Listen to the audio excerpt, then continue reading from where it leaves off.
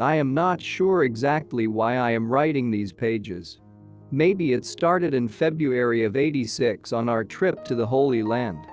Looking at the ruins, the history, all the humanity that has existed and been forgotten, I began to understand how temporary and perhaps unimportant a single person's existence can be.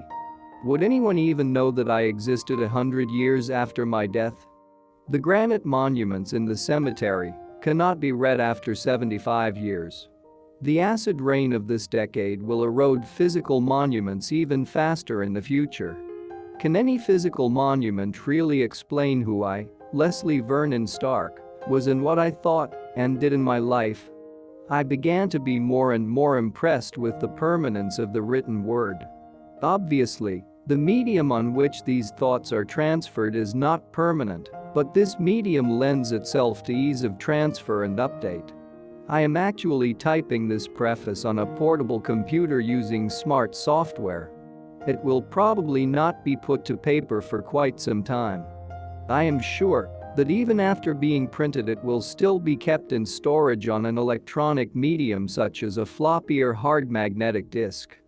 The point is, if anyone cares enough not to destroy this work, it should be easy enough to maintain, and as the years go by, my ancestors may value it enough to maintain its integrity. I am not writing this to impress anyone with my literacy, my English composition, or even the richness of my experiences. I do not feel that my life has been particularly unusual or that it requires a book because of its accomplishments. I just want to leave something to be remembered by. I have no doubt that my children, grandchildren, and maybe even great-grandchildren will remember me through the years. But in this world of increasing populations who could hope to be remembered 200 or more years from now, I hope to include enough detail about the time period in which I lived to make the nostalgic value of this work pay for its upkeep through the years. This work will probably become wordy and dull at times, and I intend to apologize in advance. I am sure that my writing and composition ability are not good enough to convey my thoughts, attitudes, beliefs, and experiences while maintaining the flow that is required to write an entertaining work of literature. As you can probably tell by now, this preface is being written in advance of the work.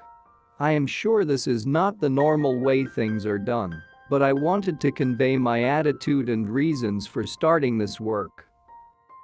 Ancestors I can remember. Great-grandfather Howe was my grandmother Beulah Howe Dozier's father. He had come to live with Sam and Beulah at their farm just 5 miles out of Forney. I can remember sitting on the front porch with the old white bearded man. He occupied the front bedroom for the last months of his life. I remember sitting in the First Methodist Church during his funeral, not really understanding death or why I had to sit in the stifling heat. Memories are short when you are just a toddler. My grandfather Sam Dozier was a cotton farmer and worked the fields all the days of my memory. He introduced me to the hoe that cleared the weeds from the rows of cotton. I learned about real work and life on the farm. Impressions of Daddy Doe. His worst curse words were "well diddly do." He never raised his voice in anger. The aroma of sweat on the long-sleeved khaki shirt he wore to the field. His favorite breakfast of buttermilk with cornbread mixed in a tall glass and a plate of Briar rabbit syrup, mashed butter, and biscuits. The feel of his whiskers stubbly on my face when he got a hug and kiss. My Daddy Doe traveled from Tennessee to Forney in his youth. His father, James Johnson Dozier, sold his house and land and moved the family to a better future. James had been a tobacco farmer, as was his father, Zachariah. They had some money from the sale of their home and farm, so the family members were able to set up around Forney as farmers and merchants. My grandmother Beulah Howe Dozier married when she was very young. Sam's first wife, Pearl, died and he was left with Louis and Mildred, young children. Mama Doo raised these children and birthed Bryce, James, Helen, and Joyce Evelyn of her own. Bryce died with curvature of the spine caused by an accident. Joyce Evelyn was born with holes in her heart and did not survive childhood. Beulah was a hard-working farm woman. She loved to have company and get-togethers. She loved her children and grandchildren. Clayton Stark, my grandfather from Lawson, was a quiet man. We visited his house in Lawson every couple of weeks. He had farmed and been in the dairy business. In his last years he lived with his children at different times. He came to live with us when I was a teenager, and I remember that he still had a full head of hair, just like my dad. Little did I realize that we would share the same name in the future, Papa Stark. St. Mackenzie Stark, my grandmother from Lawson, spoiled me every chance she had.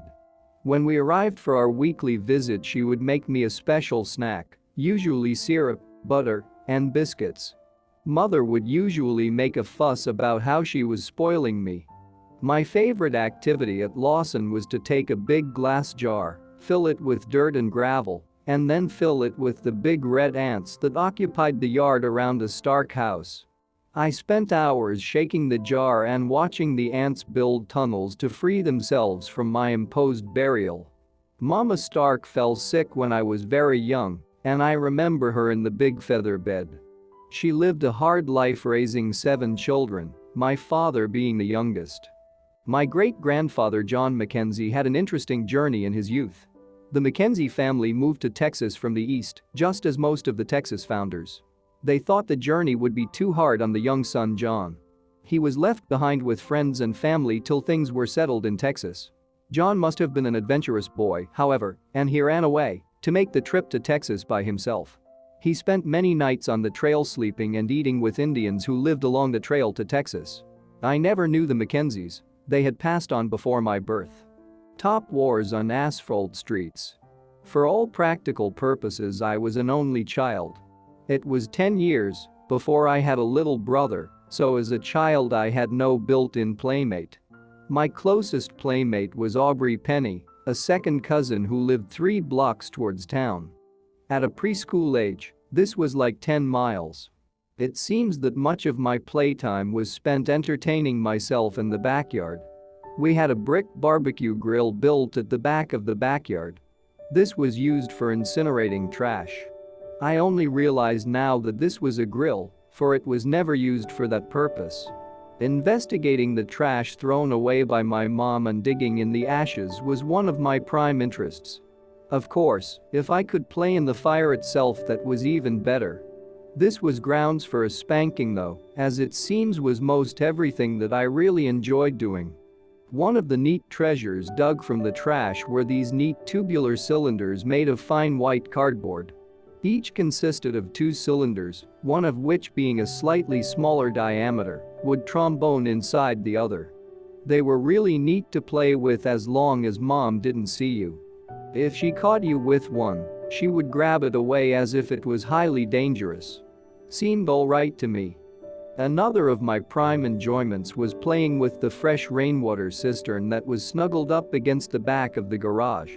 The rainwater that came off the garage roof was diverted by gutters into the round cylinder metal cistern. This had a tap on the bottom and was the water source for watering houseplants, washing hair, etc. The fun thing was that the old cistern was starting to rust through, and with just a little push at the rust spot with a twig or matchstick, the little damp spot would become a neat little squirt of water jetting from the cistern, as if from a fire truck hose. By jamming the matchstick or twig back into the hole, the flow could be stopped and controlled. Making squirts to fill old bottles and similar water games made for great entertainment for a bored little boy.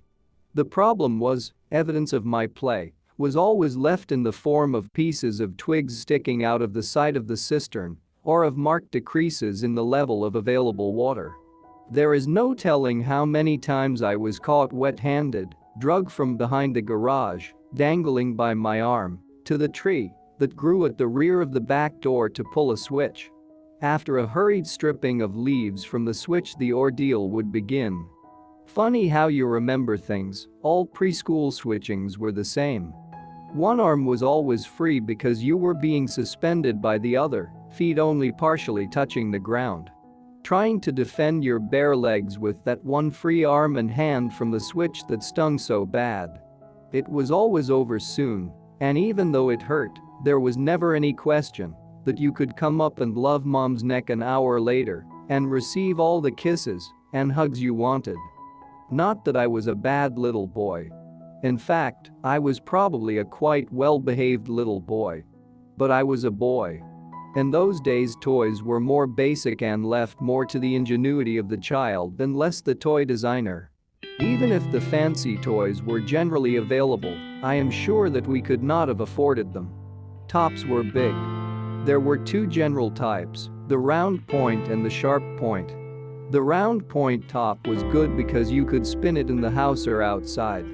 The top point was metal and rounded. The top was made of colored wood, and the string was plain cotton cord with a finger loop. The sharp point top was the macho type. It could be used outdoors for dueling. If you had the courage to risk ruining your top, you could duel. Both kids spin their tops. As soon as it stops spinning, you grab it up, coil on the string, and throw it toward the other still spinning top. As soon as the other top stops, the opponent returns the fire.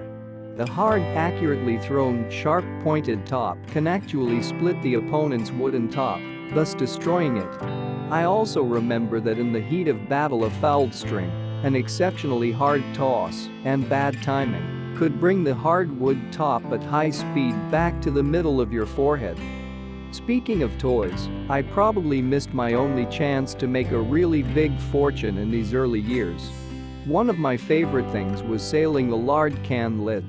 It was probably Crisco. The lard can lid was formed much like a press on paint can lid, but it was of lighter weight material.